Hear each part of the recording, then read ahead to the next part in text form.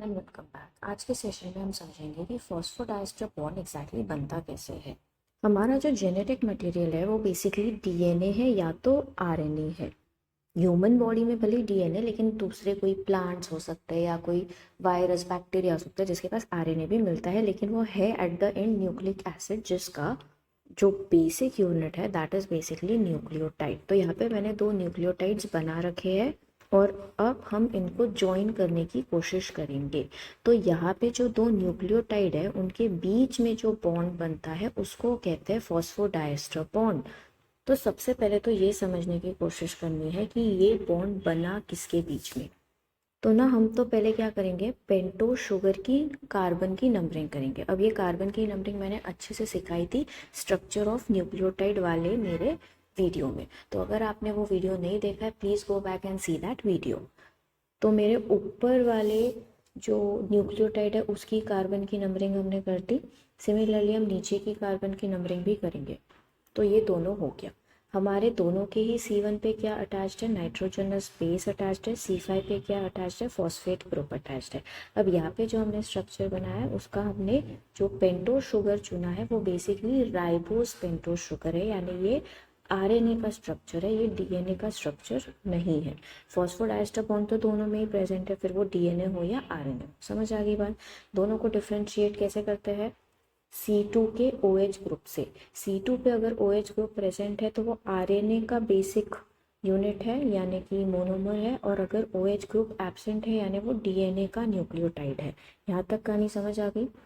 तो जो हमारा फॉस्फोडाइएस्टर बॉन्ड बनने वाला है वो कहाँ बनेगा, हमारे C3 पे जो OH ग्रुप है उसमें, और C5 पे जो हमारा फॉस्फेट लगा हुआ है उसमें। समझ आ गई बात। अब देखो हुआ क्या है ना, ये डायग्राम में तीन फॉस्फेट है, एक्चुअली एटीपी का डायग्राम है ये, ठीक है।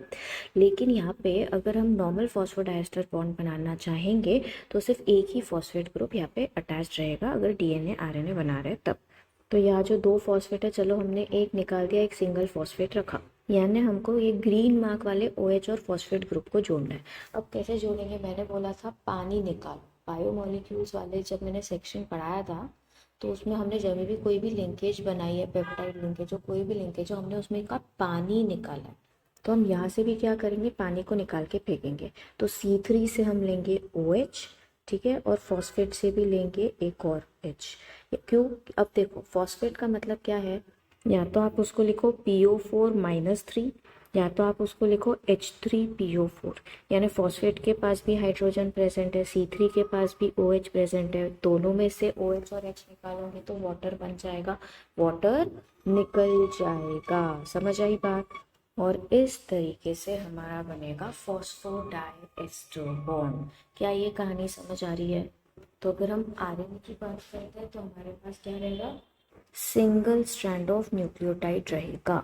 लेकिन वही अगर हम डीएनए की बात करते हैं तो डीएनए के पास रहेगा डबल स्ट्रैंड ऑफ न्यूक्लियोटाइड। क्या ये कहानी समझ आ रही है। तो चार ग्राफ का रूल हो गया, ठीक है, AGTC हो गया, उनकी बाइंडिंग हो गई, वो सब सिर्फ और सिर्फ डीएनए पे दिखता है, वो सब कुछ आरएनए में दिखने वाला नहीं है। फॉस्फोडाइएस्टर बॉन्ड दोनों में बनेंगे क्योंकि दोनों के पास न्यूक्लियोटाइड है। तो जितने भी न्यूक्लियोटाइड है उससे एक कम फॉस्फोडाइएस्टर बॉन्ड दिखने वाला है, क्योंकि दो के बीच में एक ही बॉन्ड है।